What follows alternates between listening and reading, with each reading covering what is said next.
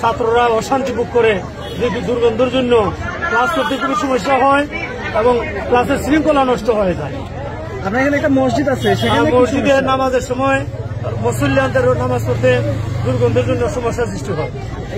এবং একটি স্বাস্থ্যকর পরিবেশটিতে তারা তড়িৎ পদক্ষেপ নেবে, তারা তৎপর হবে। এবং আমরা সেখানে দেরি করবো না, আমরা কিছুক্ষণের মধ্যে 3 শিক্ষা প্রতিষ্ঠানের শিক্ষার্থীরা তারা শ্রীমঙ্গল চৌমুহনার উদ্দেশ্যে রওনা হবে।